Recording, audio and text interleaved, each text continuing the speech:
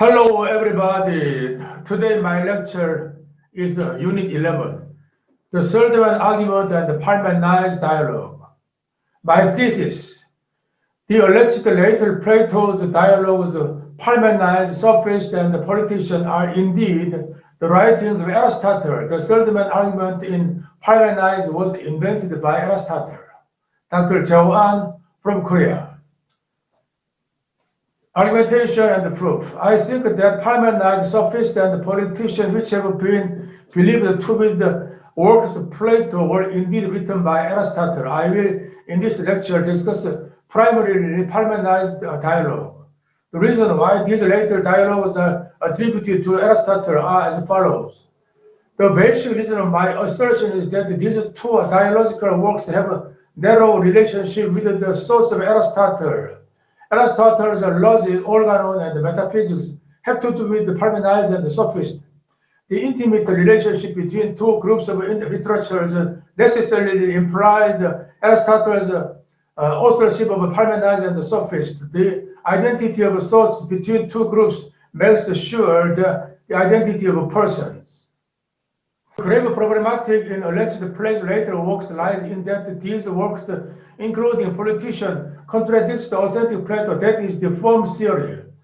Plato contradicts himself if later works is written by himself. The denial of the form theory in later works designated the first writing of the Plato. Many scholars, for example, Zohar, Riverbank, and Charles Smith in the 19th centuries, denied the authenticity of Plato's later works. In the 20th centuries, also, scholars, for example, Plato and Cohen, doubted the reliability of the most important argument in the Parmenides, that is, the third man argument. Plato expressed his suspicion that Plato himself might not believe his argument of the third man, even though he did not doubt the authenticity of Plato's Parmenides. What Plato showed us is that the third man argument in Parmenides is contradictory. We must turn to the third man argument in the text. I fancy your reason for believing that each idea is something like this. When there is a number of things which seem to you to be great, you might think, as you look at them, or that there is one that and the same idea in them, and hence you think the great is one. That is true, he said. But if your mind's eyes, you regard the absolute great and these many great things in the same way, will not another great appear beyond, by which all these must appear to be great. The underlying another great means a new form of greatness. So it seems that is another idea of greatness will appear. Here appears another idea, the form of greatness. In addition to absolute greatness and the opposite which partake of it. Another again, in addition to these, by reason of which they are all great. And each of your ideas will be no longer be one, but their number will be infinite.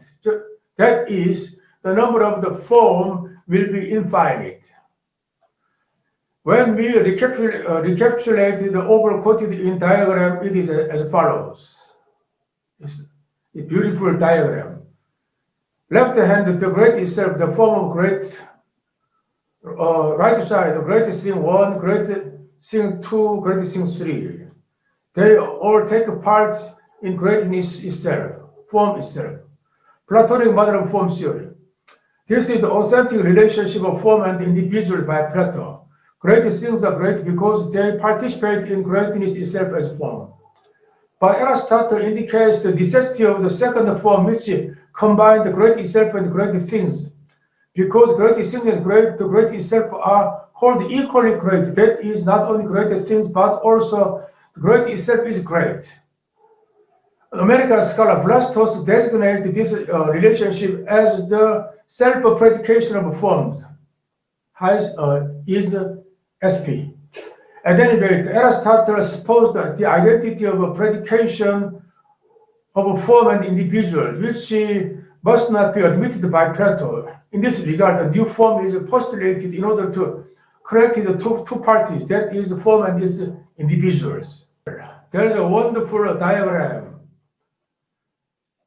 The left-hand side, the greatness itself one. The right side, greatest thing one, greatest thing two, greatest thing three.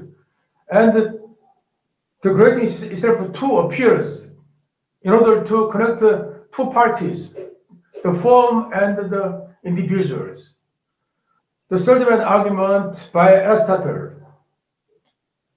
According to the third-man argument, a new form as the being of the same predicate emerges repeatedly.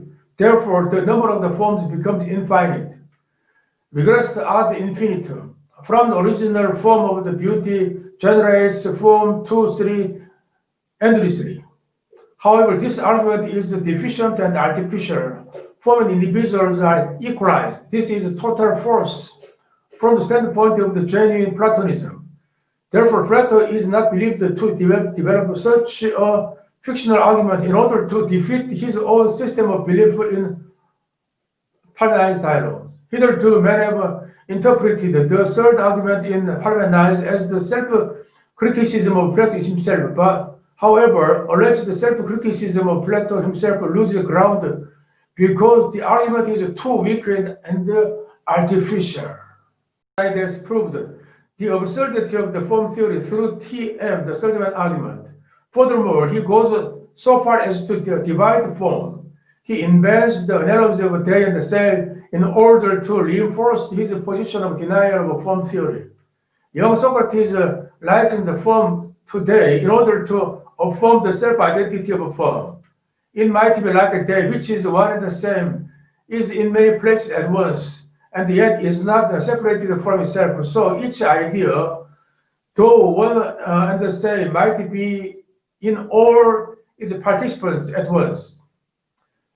However, old and cunning Parmenides turns day into say in order to eliminate the vagueness of the term day, spreading a cell over many persons might be like a form theory.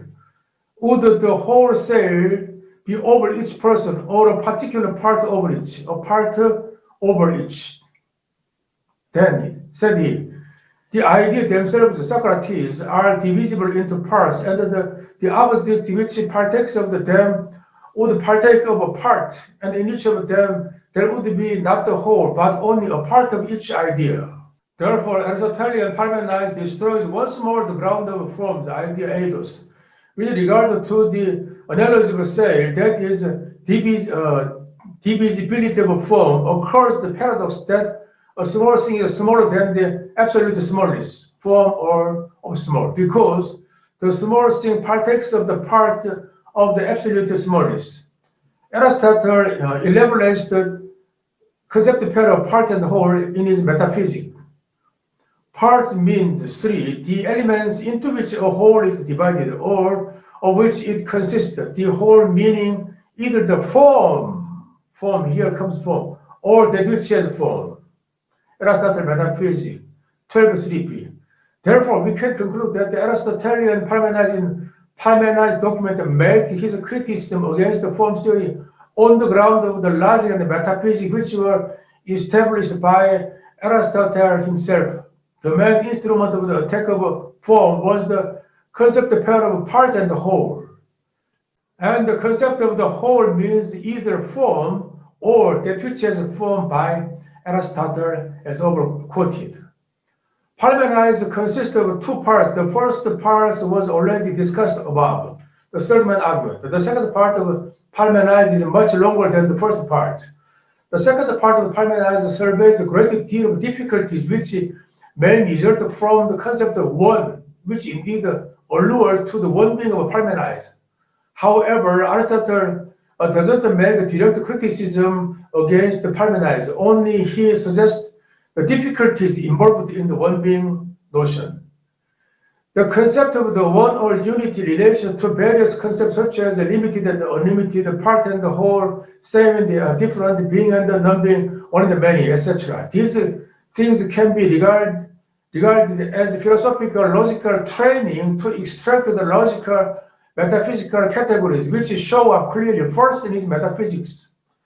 As in Plato's Theaetetus, The problematic of one in Parmenides is not to be solved only to vary in diversified references.